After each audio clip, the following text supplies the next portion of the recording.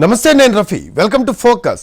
Cell ఫోన్ల నుంచి ఆయుధాల దాకా, పెన్నుల నుంచి పెట్రోల్ దాకా, పామాయిల్ అయినా పప్పులైనా ప్రతిదానికి విదేశాలపైనే ఆధారపడాలా?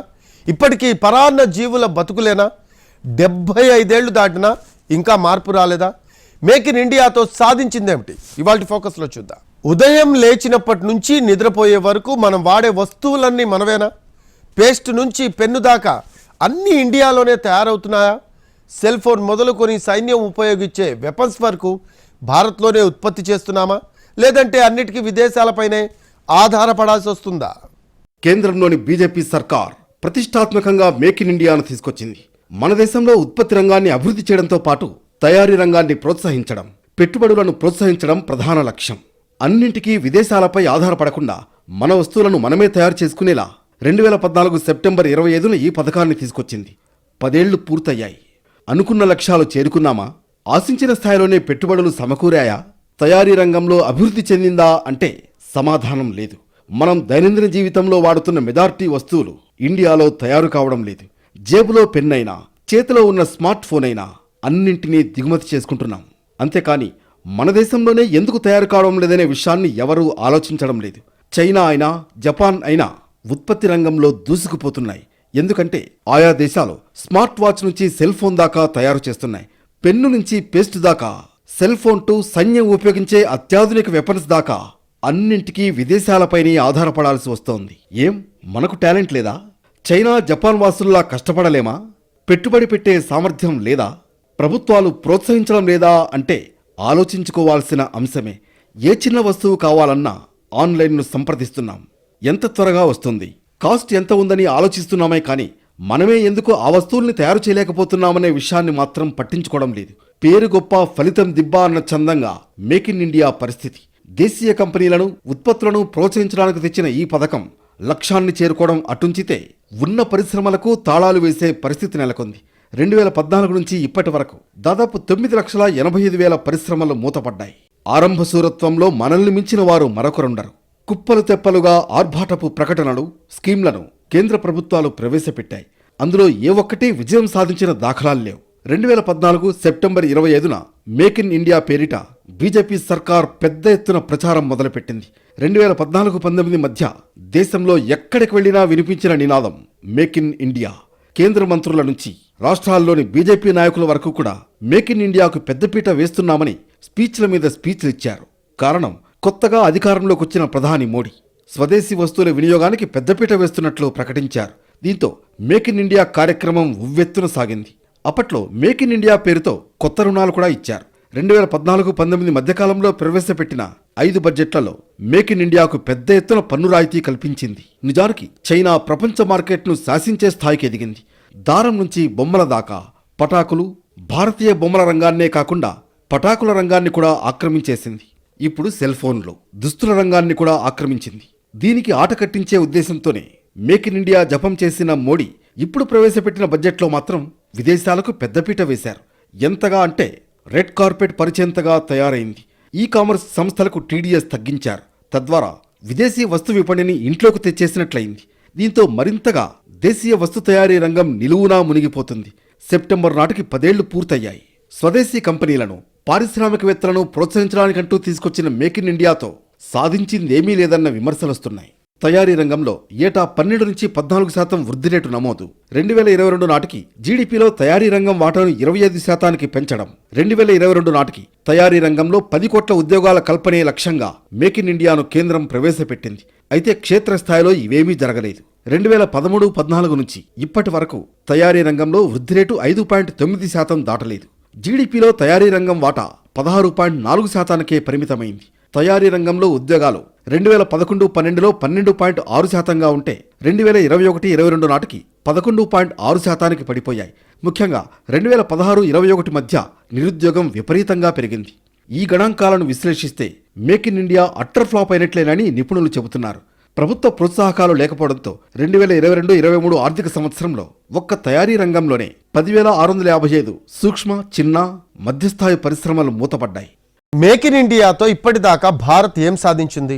ఏ రంగాల్లో దిగుమతులు తగ్గాయి, ఎగుమతులు పెరిగాయి? కేంద్రం చెబుతున్న మాట ఏమిటి? మరోవైపు ఇప్పటికీ కొన్ని వస్తువుల్ని దిగుమతి చేసుకుంటూనే ఉన్నామా?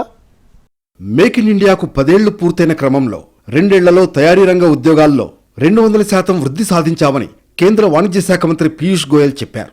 విదేశాల నుంచి మొబైల్ దిగుమతులు 85% తగ్గాయన్నారు. మేక్ ఇన్ ఇండియా ప్రారంభించక ముందు అంటే 2014-15లో మొబైల్ దిగుమతులు 48,609 కోట్లుగా ఉండేవి. 2023-24 నాటికి ఆ విలువ 7,665 కోట్ల రూపాయలకు తగ్గాయని పీయూష్ స్పష్టం చేశారు. 2022-24 మధ్య కాలంలో తయారీ రంగంలో ఉద్యోగాలు 200% పెరిగాయన్నారు. వివిధ రంగాల్లో ఎగుమతులు పెరిగాయని, దీంతో ఆర్థిక వ్యవస్థ బలోపేతమైందని ప్రధాని మోడీ సైతం పోస్ట్ చేశారు. కేంద్ర ప్రభుత్వం తీసుకొచ్చిన మేక్ ఇన్ ఇండియా ద్వారా ప్రగతి సాధించిన రంగాల్లో బొమ్మల తయారీ ఒకటి. ఒకప్పుడు మన దేశంలోకి బొమ్మలు ఎక్కువగా విదేశాల నుంచే దిగుమతయ్యేవి. కానీ మేక్ ఇన్ ఇండియా ఫలితంగా బొమ్మల్ని ఇక్కడే తయారు చేయడం మొదలుపెట్టారు. దీంతో ఇప్పుడు దేశంలో బొమ్మల అమ్మకాలు సాగించడమే కాకుండా కంపెనీలు విదేశాలకు కూడా ఎగుమతి చేస్తున్నాయి. బొమ్మల ఎగుమతుల్లో 636% వృద్ధి సాధించినట్లు ఓ నివేదిక చెబుతోంది. 2013తో పోలిస్తే ఈ వృద్ధి నమోదైంది. 2018-19లో దాదాపు 2,960 కోట్ల విలువైన బొమ్మల్ని మన దేశం దిగుమతి చేసుకుంది. పైగా ఈ బొమ్మలు నాణ్యత ఉండేవి కావు. మన ప్రమాణాలకు దూరంగా ఉండడమే కాకుండా ఇవి అంత సురక్షితమైనవి కావు. వీటి తయారీలో హానికర కెమికల్స్, రంగులు వంటివి వాడేవాళ్లు. అందుకే విదేశాల నుంచి దిగుమతులు తగ్గించి ఇక్కడే వీటిని తయారు చేయాలని కేంద్రం నిర్ణయించింది. అలాగే దిగుమతి సుంకాన్ని 20-60% పెంచింది. దిగుమతి చేసుకునే ప్రతి బొమ్మ మన ప్రమాణాలకు అనుగుణంగా ఉండేలా రూల్స్ మార్చింది. ప్రతి బొమ్మ శాంపిల్ను అధికారులు పరిశీలించి పరీక్షించిన తర్వాతే దిగుమతికి అనుమతిస్తున్నారు. అలాగే దేశంలో బొమ్మల తయారీ పరిశ్రమల్ని ప్రోత్సహిస్తోంది కేంద్రం. ఒకప్పుడు మొబైల్ ఫోన్ల తయారీ అంటే చైనా పేరే వినిపించేది. ఎక్కడ చూసినా మేడ్ ఇన్ చైనా అనే పేరుండేది. కానీ ఇప్పుడు పరిస్థితులు మారాయి. అన్ని రంగాల్లో దూసుకువెళుతున్న భారత్ మొబైల్ తయారీ రంగంలోనూ సత్తా చాటుతోంది. ఈ రంగంలో 2వ స్థానానికి చేరుకున్న భారత్ త్వరలో చైనాకు చెక్ పెట్టే అవకాశాలున్నాయి. ప్రభుత్వం కల్పిస్తున్న ఉత్పత్తి ఆధారిత ప్రోత్సాహకాలను సద్వినియోగం చేసుకుంటున్న కంపెనీలు దేశీయ తయారీ రంగంలో కీలకంగా వ్యవహరిస్తున్నాయి. అటు యాపిల్, శాంసంగ్ లాంటి దిగ్గజ సంస్థలు భారత్ వేదికగా తమ తయారీ కార్యకలాపాలను ప్రారంభించాయి. ఇలా అతి తక్కువ సమయంలోనే దిగ్గజ సంస్థల తయారీకి నెలవైన భారత్ అతి త్వరలోనే మొదటి స్థానానికి వెళ్లనుందని మార్కెట్ విశ్లేషకులు అంటున్నారు. ఒక్క ఏడాదిలో మొబైల్ ఫోన్ల ఎగుమతుల కంటే భారత్ రెట్టింపు సాధించింది. Modi make in India PLI పథకం ఫలించింది. గతేడాది 17,000 కోట్ల రూపాయల మొబైల్ ఫోన్లు ఎగుమతి కాగా ఈ ఏడాది ఇప్పటికే 40,000 కోట్ల విలువైన మొబైల్ ఫోన్లు ఎగుమతయ్యాయి. ప్రస్తుత ఆర్థిక సంవత్సరం మొదటి 7 నెలల్లో భారతదేశ మొబైల్ ఎగుమతుల విలువ $5 బిలియన్, అంటే 40,000 కోట్ల రూపాయలు దాటింది. ప్రపంచంలోనే అతిపెద్ద మొబైల్ ఎగుమతి చేసే దేశాల్లో భారత్ ఒకటిగా అవతరించింది. స్మార్ట్ ఫోన్ల ఉత్పత్తి, ఎగుమతిలో దేశాన్ని గ్లోబల్ హబ్గా మార్చే లక్ష్యంతో ప్రధాని మోడీ ప్రభుత్వం అమలు చేసిన మేక్ ఇన్ ఇండియా, ఉత్పాదకత ఆధారిత బోనస్ పథకాలే దీనికి కారణం. దేశీయంగా గ్లోబల్ ఉత్పత్తుల తయారీని ప్రోత్సహించడానికి మోడీ ప్రభుత్వం అమలు చేసిన మేక్ ఇన్ ఇండియా, ఉత్పాదకత ఆధారిత బోనస్ పథకాల కారణంగా యాపిల్ ఐఫోన్, శాంసంగ్ మొదలైన గ్లోబల్ బ్రాండ్లు భారతదేశంలో తమ తయారీ యూనిట్లు పెట్టాయి. దేశంలోని మొత్తం ఎగుమతుల్లో ఈ 2 కంపెనీల ఫోన్ల వాటా 90%కి పైగా ఉంది. ఆఫ్రికా, ఆసియాలోని వెనుకబడిన దేశాలే కాకుండా యూరప్లోని ప్రధాన దేశాలైన బ్రిటన్, ఆస్ట్రియా, నెదర్లాండ్స్, ఇటలీ కూడా భారత్లో తయారైన ఫోన్లకు కస్టమర్లుగా ఉన్నాయి. 2014-15లో దేశ మొత్తం డిమాండ్లో 78% ఉన్న మొబైల్ ఫోన్ల దిగుమతి 2022 ఆర్థిక సంవత్సరం చివరి నాటికి 5%కి తగ్గింది. 2025-26 చివరి నాటికి 4,90,000 కోట్లకు చేరుకోవడమే లక్ష్యంగా అడుగులు వేస్తోంది. విలువైన మొబైళ్లను ఎగుమతి చేయడమే టార్గెట్గా పెట్టుకుంది. రాబోయే 5 ఏళ్లలో 8 లక్షల మందికి పైగా ప్రత్యక్షంగా, పరోక్షంగా ఉపాధి అవకాశాలను కల్పించబోతోంది. ఇక రక్షణ రంగంలో స్వావలంబన దిశగా భారత్ అడుగులు వేస్తోంది. ఆత్మనిర్భర్ భారత్లో భాగంగా దేశీయంగా రక్షణ పరికరాల ఉత్పత్తి రెట్టింపవుతోంది. ముడిసరుకు నుంచి ఆయుధ సంపత్తి వరకు స్వదేశీ వాటా ఏటా పెరుగుతూ వస్తోంది. మేక్ ఇన్ ఇండియాలో దూసుకుపోతూ 5 ఏళ్ల కాలంలో 60% వృద్ధి రేటు నమోదు చేసింది. 2023-24 ఆర్థిక సంవత్సరంలో 126,000 కోట్ల విలువైన రక్షణ రంగ ఉత్పత్తుల్ని ప్రభుత్వ, ప్రైవేట్ సంస్థలు తయారు చేశాయి. రక్షణ రంగానికి చెందిన దిగుమతుల్ని క్రమంగా తగ్గించుకుంటూ వస్తున్న భారత్ 2047 నాటికి పూర్తి 100% స్వదేశీ ఉత్పత్తులపై దృష్టి సారిస్తూ ముందుకు వెళుతోంది. కేంద్ర ప్రభుత్వం అమలు చేస్తున్న స్వదేశీ విధానంతో భారత రక్షణ వ్యవస్థ గతం కంటే పటిష్టంగా మారింది. ఎగుమతుల్లోనూ అదే జోరు నమోదైంది. స్వదేశీ రక్షణ ఉత్పత్తిలో మొత్తం వృద్ధికి డిఫెన్స్ ఎగుమతులు దోహదపడుతున్నాయి. 2023-24 ఆర్థిక సంవత్సరంలో డిఫెన్స్ ఎగుమతులు రికార్డు స్థాయిలో 21,083 కోట్లకు చేరుకున్నాయి. గత ఆర్థిక సంవత్సరంలో 15,920 కోట్లతో పోలిస్తే 32.5% వృద్ధిని నమోదు చేసింది. వివిధ దేశాల నుంచి రక్షణ రంగానికి సంబంధించి 4,664 కీలక విడిభాగాలు దిగుమతవుతున్నాయి. 5 విడతలుగా 3,318 విడిభాగాల దిగుమతులను నిలుపుదల చేసిన భారత్ వీటిని స్వయంగా తయారు చేయడం ప్రారంభించింది. అయితే మేక్ ఇన్ ఇండియా ఫలితాలు పూర్తి స్థాయిలో రావడం లేదు. ఇప్పటికీ అనేక వస్తువుల్ని భారత్ దిగుమతి చేసుకుంటూనే ఉంది. మేక్ ఇన్ ఇండియా పథకం ఉద్యోగతను కల్పించే బదులుగా నిరుద్యోగితను పెంపొందించింది. పారిశ్రామికీకరణకు బదులుగా పారిశ్రామిక పతనానికి దారితీసిందనే విమర్శలున్నాయి. విదేశీ స్వదేశీ పెట్టుబడిదారుల్ని నమ్ముకుని కార్పొరేట్ రంగాన్ని బలోపేతం చేసి చిన్న తరహా మధ్య తరహా పరిశ్రమలను నిర్వీర్యం చేయడం వలన ఉద్యోగిత, డిమాండ్, పెట్టుబడులలో ఆర్థిక వ్యవస్థలో తగ్గిపోయి ప్రజల కొనుగోలు శక్తి నిర్వీర్యమైంది. ఫలితంగా 2024లో ఆకలి సూచికలో 127 దేశాలలో మన దేశం 105వదిగా మిగిలింది.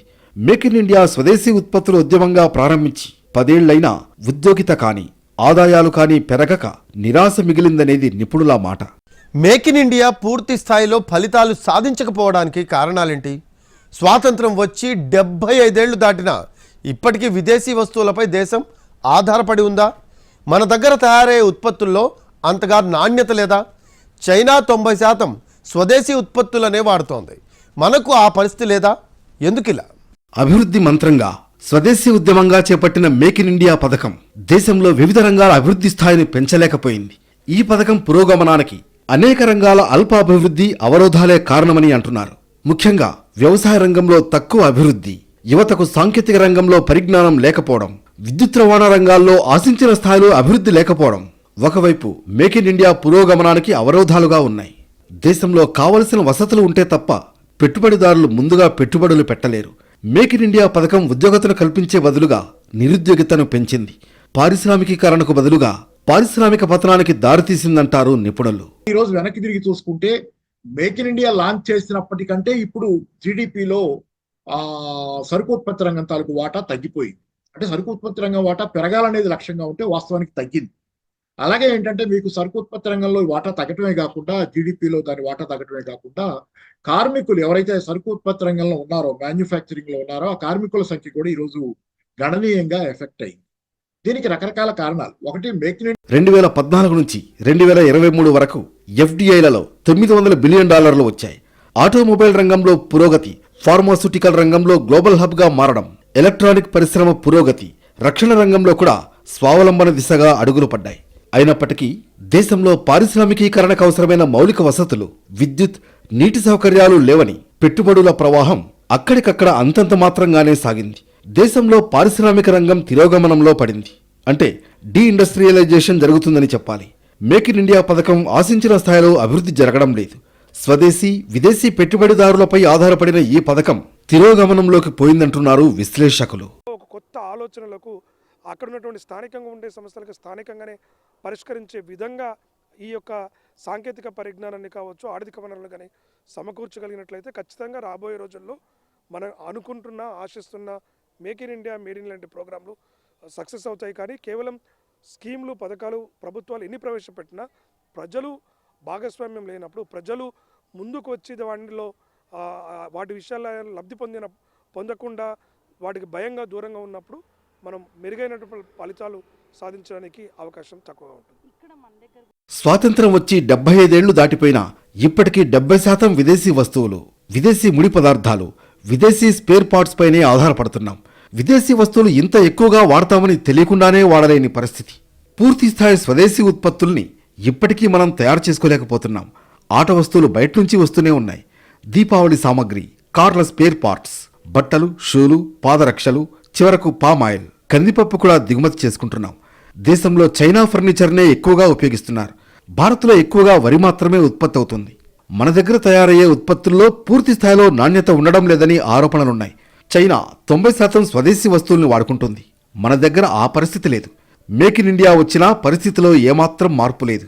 ఇప్పటికీ విదేశాల నుంచి దిగుమతైన వస్తువులనే దేశం ఎక్కువగా వాడుతోంది. దేశం ప్రపంచంలో భారతదేశానికే కాకుండా అమెరికా లాంటి అగ్రరాజ్యం కూడా అనేక వస్తువులపై, సింహభాగం వస్తువులు చైనా పైన ఆధారపడడానికి కారణం కనుక చూసినట్లయితే చైనా మొదటి నుంచి మానవ వనరుల పైన నమ్మకంతో, మానవ వనరుల పైన పెట్టినటువంటి పెట్టుబడి ఇవాళ ఫలితాలను ఇస్తూనే ఉంది. కాబట్టి తద్వారా వాళ్ళు కాస్ట్ ఎఫెక్టివ్గా అంటే ఉత్పత్తి వ్యయం చాలా తగ్గించుకొని ప్రపంచంలోనే అత్యంత చీప్గా వస్తువులు అందుబాటులోకి రావడంతో ఇవాళ భారతదేశం కూడా అన్ని రకాల వస్తువులను దిగుమతి చేసుకోవడానికి ఆసక్తి చూపిస్తుంది. ఎందుకంటే మనం ఉత్పత్తి చేస్తే కనుక దాని కాస్ట్ పెరుగుతుంది, చాలా తక్కువ ధరకు మనకు అందుబాటులోకి వస్తుంది. కాబట్టి అటువైపుగానే దిగుమతుల వైపు మాత్రమే ఆసక్తి చూపిస్తున్నారు. కాబట్టి ఇటు ప్రభుత్వాలు, ఇటు కేంద్రం కావచ్చు, ఇటు రాష్ట్ర ప్రభుత్వాలు సఖ్యతతో దేశంలో ఉన్నటువంటి విద్యార్థులకు కావచ్చు, యువతి యువకులకు పెద్ద ఎత్తున నైపుణ్యాలను పెంపొందింపజేయడంతో పాటు అవసరమైనటువంటి ఆర్థిక సహాయాన్ని, సహకారాలను, నూతన వనరులు కనుక భారత యువకులకు అందించినట్లయితే భారతదేశం చైనా కంటే మించిపోతుంది. ఎందుకంటే దేశంలో ఎక్కడ చూసినా ఇప్పటికీ చైనా వస్తువులే కనిపిస్తాయి. మేక్ ఇన్ ఇండియా వచ్చి 10 ఏళ్లు దాటుతున్నా మేడ్ ఇన్ చైనా ఉత్పత్తులే ఎక్కువగా ఉంటున్నాయి. దేశీయంగా పరిశ్రమల్ని ప్రోత్సహిస్తున్నా ఇంకా విదేశీ ఉత్పత్తులపైనే ఆధారపడాల్సి వస్తోంది. వీటికి ఎంత అడ్డుకట్ట వేయాలని ప్రయత్నించినా కుదరడం లేదు. పెట్రోల్, డీజిల్పై పూర్తిగా విదేశాలపైనే భారత్ ఆధారపడి ఉంది. దేశీయ ఆయిల్ కంపెనీలు ఉత్పాదకతను పెంచలేకపోయాయి. దీంతో భారత్ టార్గెట్ రీచ్ కాలేకపోతుందంటున్నారు విశ్లేషకులు. లేకుండా భారత ఆర్థిక వ్యవస్థలో కానీ ప్రపంచ ఆర్థిక వ్యవస్థలో ఏ దేశం నడిచే పరిస్థితి లేదు. అది పారిశ్రామిక రంగానికి అవసరం, సరుకు రవాణాకి అవసరం, ప్రయాణికుల రవాణాకి అవసరం. ఇది కనుక పెట్రోల్, డీజిల్ రవాణా, సరుకు వాటి దిగుమతి కనుక ఒకసారి ఆగితే దేశం మొత్తం స్తంభించిపోద్ది. అట్లాంటి నిత్యం మనం దిగుమతి చేసుకోవాల్సి మన దేశీయ ఓఎన్జీసీ కానీ ఇత్యాది దేశీయ ఆయిల్ కంపెనీలు వచ్చినా అవి పెద్దగా ఉత్పత్తిని పెంచలేకపోయినాయి. దానిలో కూడా టార్గెట్లను రీచ్ అవ్వలేకపోయాం మనం. అందుకని ఏంటంటే పూర్తిగా ఇప్పుడు పెట్రోల్, డీజిల్ మీద దిగుమతుల మీద ఆధారపడుతున్న స్థితి. రెండో పక్కన వంట నూనెలు కూడా మనం దిగుమతి చేసుకుంటాం విపరీతంగా. అంతర్జాతీయ మార్కెట్లో యుక్రెయిన్, రష్యా యుద్ధం వల్ల ఇతరత్ర ధరలు పెరిగిన ప్రతిసారి భారతదేశ మార్కెట్లో కూడా విపరీతంగా ధరలు పెరగడం. మేక్ ఇన్ ఇండియా అనుకున్న స్థాయిలో సక్సెస్ కాకపోవడానికి చాలా కారణాలున్నాయి. కోవిడ్, డిమానిటైజేషన్, జీఎస్టీ ఎఫెక్ట్ పరిశ్రమలపై పడిందని నిపుణులు అంటున్నారు. ఈ కారణంతో చాలా వరకు పరిశ్రమలు మూతపడ్డాయని చెబుతున్నారు. అన్ని రకరకాల లిమిటేషన్స్ మధ్య మొదలైనటువంటి మేక్ ఇన్ ఇండియా తర్వాత కోవిడ్ కాలంలో ప్రభుత్వ విధానాలు కానివ్వండి, దాని లోపాలు కానివ్వండి, దాంతో పతనమైంది కొంత. దానికి మించి 2016లో వచ్చినటువంటి డిమానిటైజేషన్ అనేది దేశీయ పారిశ్రామిక ఉత్పత్తి రంగాన్ని చావు దెబ్బతీసింది. ఇది అప్పట్లో మన్మోహన్ సింగ్ గారు ప్రస్తావించారు, చాలా మంది ఆర్థికవేత్తలు కూడా చెప్పున్నారు. దీనివల్ల అసంఘటిత రంగంలో చాలా పెద్ద ఎత్తున ఉద్యోగాలు పోతాయని. ఉదాహరణకి ఎంఎస్ఎంఈల్లో, చిన్న మధ్య తరహా పారిశ్రామిక కంపెనీల్లో చాలా ఉద్యోగాలు పోయినాయి, చాలా కార్మికుల పనులు పోయినాయి. అసంఘటిత రంగం చావు దెబ్బతింది. దీంతో చాలా పెద్ద ఎత్తున నిరుద్యోగం అసంఘటిత రంగంలో పెరిగింది. అలాగే సంఘటిత రంగం కూడా చాలా వెనకంజ వేసి డిమానిటైజేషన్ ఆ రకంగా భారతదేశ ఆర్థిక వ్యవస్థను అతలాకుతలం చేసినటువంటి పరిస్థితి ఈ రోజుకి అది కంటిన్యూ అవుతుంది. మొత్తానికి మేక్ ఇన్ ఇండియా పూర్తి స్థాయిలో ఫలితాలు సాధించలేదు. ఇప్పటికే మెజారిటీ వస్తువులు విదేశాల నుంచి దిగుమతి అవుతూనే ఉన్నాయి. ఇప్పటికైనా మేక్ ఇన్ ఇండియా పథకాన్ని సమీక్షించాల్సిన అవసరం ఉందని నిపుణులు అంటున్నారు.